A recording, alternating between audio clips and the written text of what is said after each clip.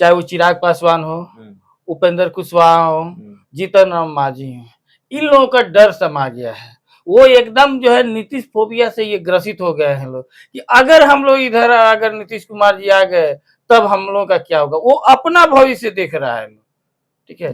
लेकिन मैं आश्वस्त करना चाहता हूँ, आप निश्चित रहिए। इस तरह से भी आपका पार्टी, आप तो ऐसे नेता के हनुमान है कि इसी तरह से आपका पार्टी खत्म हो गया है। और भी अनुमान बने रहिए कि जो भी बचाव है कि पूर्व लग जाए 2024 में। अब वो तो समय बताएगा जी। उनका अस्तित्व बच रहा है कि नहीं बच रहा है।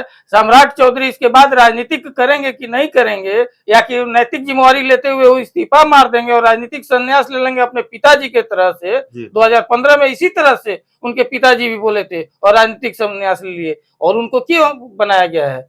एक से एक न बीजेपी में नेता पड़ी, इन्हीं को क्यों बढ़ा, क्योंकि ये बड़ बोले हैं। नमस्कार, आप देख रहे हैं 4 PM बिहार और मैं हूं अभिषेक मिश्रा। देखिए, बिहार के मुख्यमंत्री नीतीश कुमार को लेकर तरह तरह के कयास लगाए जा रहे हैं। बिहार के मुख्यमंत्री नीतीश कुमार, जिन्होंने इंडिया गठबंधन बनाने में बहुत महत्वपूर्ण भूमिका निभाई, विपक्षी दलों को गोलबंद करने में सूत्रधार की भूमिका में रहे, बावजूद इसके उनके एक बयान को लेकर ये चर्चा चल रही है, कयास लग रही है कि क्या नीतीश कुमार का मन फिर डोल रहा है। भारतीय जनता पार्टी के सहयोगी दलों की तरफ से भी बयान आ रहा है। लोक जनशक्ति पार्टी रामविलास के राष्ट्रीय अध्यक्ष चिराग पासवान कह रहे हैं, नीतीश कुमार इधर होते हैं उधर ताकते हैं, उधर होते हैं इधर ताकते हैं, तो ताक झांक नीतीश कुमार करते रहते हैं। हमारे साथ जेडीयू के प्रदेश सचिव हैं राजेश तिवारी साहब। तिवारी साहब, नीतीश कुमार पाला बदलेंगे नहीं बदलेंगे, खैर ये तो आप लोग भी नहीं जानते होंगे, हम लोग भी नहीं जानते वो कब सरप्राइज दे दे। लेकिन चिराग पासवान कह रहे हैं कि ताक झाक तो करना शुरू कर दिया नीतीश कुमार ने, वो इधर रहते उधर ताकते हैं, उधर रहते इधर ताकते हैं। देखिए अभिषेक जी, ये पाला बदलने वाली बात नहीं है जी। सबसे बड़ी बात क्या है ना, चाहे वो चिराग पासवान हो, उपेंद्र कुशवाहा हो, जीतन राम मांझी हो, इन लोगों का डर समा गया है। वो एकदम जो है नीतीश फोबिया से ये ग्रसित हो गए हैं लोग कि अगर हम लोग इधर अगर नीतीश कुमार जी आ गए तब हम लोगों का क्या होगा। वो अपना भविष्य देख रहा है, ठीक है। लेकिन मैं आश्वस्त करना चाहता हूँ, आप निश्चित रहिए। इस तरह से भी आपका पार्टी, आप तो ऐसे नेता के हनुमान है कि इसी तरह से आपका पार्टी खत्म हो गया है। और भी अनुमान बने रहिए कि जो भी बचाव है कि पूर्व लग जाए 2024 में। इसी तरह से नीतीश जी हमेशा स्टैंड पर रहने वाले हैं, अपने बातों पर रहने वाले हैं और काम वो करने वाले हैं, काम के साथ है। अगर जब बीजेपी के साथ करे तो बीजेपी किस स्थिति, आप तो देखे थे 2000 के चुनाव में आप कवर किए हुए हैं किस तरह से बीजेपी भीतरघात किया है, ये किसी से छुपा हुआ है 2020 के विधानसभा में। और वही कारण है कि आज ये स्थिति हुई। ये तो नीतीश कुमार ऐसे काम किए हुए, जनता का आशीर्वाद था कि 43 पर आ गया। नहीं तो जिस तरह से कृष्ण का जो है भांजा थे अभिमन्यु, वो भी चक्रव्यूह में फंस करके अपना प्राण त्याग दिए थे। लेकिन ये नीतीश कुमार ऐसे थे कि इन दोनों का चक्रव्यूह ध्वस्त किए। लेकिन दावा ये किया जा रहा है कि भाई चिराग पासवान की तरफ से नहीं, कई बीजेपी की तरफ से कई नेताओं का ये दावा है कि लोकसभा चुनाव के बाद तो आपकी पार्टी का अस्तित्व ही नहीं बचने वाला है, बड़ा खेल बिहार में होने वाला है। अब वो तो समय बताएगा जी। उनका अस्तित्व बच रहा है कि नहीं बच रहा है। सम्राट चौधरी इसके बाद राजनीतिक करेंगे कि नहीं करेंगे, या कि नैतिक जिम्मेवारी लेते हुए वो इस्तीफा मार देंगे और राजनीतिक संन्यास ले लेंगे अपने पिताजी के तरह से। 2015 में इसी तरह से उनके पिताजी भी बोले थे और राजनीतिक संन्यास लिए, और उनको क्यों बनाया गया है। एक से एक न बीजेपी में नेता पड़ी, इन्हीं को क्यों बढ़ा, क्योंकि ये बड़ बोले हैं, बिना सेंस किसके बोलते रहते हैं, तो इसीलिए बनाया गया है। और आगे वाला समय में आप देख लीजिएगा कि क्या स्थिति हुआ। हकीकत यही है कि इंडिया गठबंधन बिहार में 40-40 जीतेगी और 2024 में भाजपा मुक्त होगा।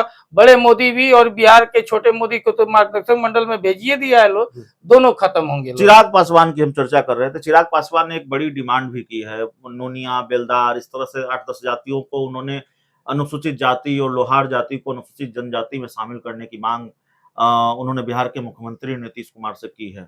देखिए, वो मांग बहुत अच्छा तरह से करते हैं। नहीं होगा तो अभी ज्ञापन देने के लिए वो राज्यपाल के पास जो है एक्सपर्ट है देने में। अभी दूसरी बात है कि मौत के पर भी वो देते हैं तो ज्ञापन राज्यपाल तो हंसते हुए देते हैं। उत्तर प्रदेश में 3 दलित का हत्या हो गया, जी। लेकिन गए, लेकिन राज्यपाल से नहीं मिले, वहां के मुख्यमंत्री से नहीं मिले। लेकिन यहाँ अगर एक भी कुछ हो जाएगा तो तुरंत राज्यपाल के पास पहुंच जाएंगे। ऐसा डबल स्टैंडर्ड क्यों करते हैं वो? अगर वहां आप जा करके अगर दलितों के हित ऐसी हैं तो आप जाइए वहां भी योगी सरकार को बर्खास्त करने का मांग कीजिए। लेकिन नहीं मांग करेंगे, क्योंकि अगर मांग करेंगे तो खुद ही ये एनडीए से बर्खास्त हो जाएंगे। इसीलिए इस तरह का स्टैंड नहीं करना चाहिए। और जो मांग कर रहे हैं उनका मांग का, नीतीश कुमार तो हम सभी जातों का, सभी धर्म कुलों को एक साथ लेकर के चलने वाले हैं, विकास का काम करने वाले हैं। इसलिए उनको मांग अपना करें, वो अपना पार्टी का देखें, आने वाला चुनाव का देखें, और कहां से लड़ेंगे ये डिसाइड करें, वो देख ले तो ही अच्छा रहेगा। तिवारी साहब, क्या जेडीयू में सब कुछ ठीक चल रहा है? रणवीर नंदन मुख्यमंत्री नीतीश कुमार के काफी करीबी थे, वो छोड़कर चले गए। पूर्व विधायक ललन पासवान छोड़कर चले गए। फिर कई जिलों के जिलाध्यक्षों ने इस्तीफा दे दिया, वो छोड़कर चले गए। कुनबा थोड़ा बिखर नहीं रहा नहीं जेडीयू नहीं, का? कुनबा कोई बिखर नहीं रहा है। कुनबा हमारा जो भी माननीय मुख्यमंत्री की नीतीश जी में विश्वास है, जो बिहार को विकास करना चाहता है, वो नीतीश जी के साथ है। और देखिए जो लोग छोड़ के गए हैं, अरे जाने वाले वो तो आए हुए थे दूसरे दल से, तो चले गए, तो उसमें कौन सा बड़ी बात है? जिस दल में गए हैं उस दल का स्थिति वो देख लेंगे, उसके बाद फिर उन लोगों का एहसास हो जाएगा कि नहीं हम लोग गलत डिसीजन लिए हैं। लेकिन ऐसा कुछ नहीं है, हमारे दल में हमेशा मजबूत है। और बीजेपी अभी तो नेता रहित है, उसमें तो कोई नेता है नहीं, अब इसीलिए नेता दूसरे दूसरे दल से ले रहे हैं लोग, तो अच्छा बात है। सुनील कुमार पिंटू भी चले जाएंगे, उसको उनको बोरो प्लेयर बता रही है जेडीयू, जिस तरीके से उन्होंने जाति गणना की रिपोर्ट पर सवाल उठाए।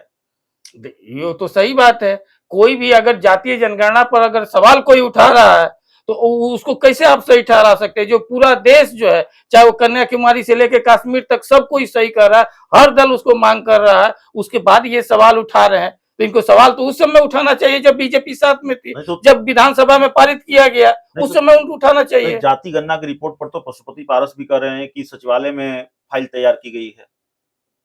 तो अब पशुपति पारस तो कहबे करेंगे, वो तो कहेंगे ही ना कि फाइल तैयार किया गया है। जो खुद अपने बड़े भाई के राजनीतिक रोमोकरम पर उनके नाम पर जो राजनीति कर रहा है तो वो तो दूसरे को कहेंगे। लेकिन बिहार की जनता जान रही है हकीकत रूप से, पूरा देश में बिहार के ही लेकर के पूरा देश में जिस तरह से मांग हो रहा है, और जातीय जनगणना घर घर जा करके है, तो आप चैलेंज कीजिए और कहिए कि नहीं हमारा नहीं हुआ है, सरकार आपको डिक्लेयर करेगी, वो दिखाएगी क्या है। लेकिन इस तरह उपेंद्र कुशवाहा किए थे ना, और जब बोला गया कि नहीं आप प्रूफ कीजिए, आप इसको कोर्ट में चैलेंज दीजिए या कहिए कि हमारा नहीं हुआ है, तो चुप हो गए। तो इस तरह से ये लोग राजनीतिक जो है मुद्दा इन लोगों के पास नहीं है, तो मुद्दा देखने के लिए और थोड़ा सा मोदी जी और अमित शाह जी के नजर में थोड़ा सा दिखाने के लिए हम लोग भी बोलते हैं कुछ कर रहे हैं, इसलिए एक सीट से ज्यादा 2 सीट दे दीजिए, ये दिखाने के लिए इस तरह का मुद्दा उठाता है। तो चलिए, राजेश तिवारी साहब थे इस इंटरव्यू में, इतना ही। बहुत बहुत धन्यवाद।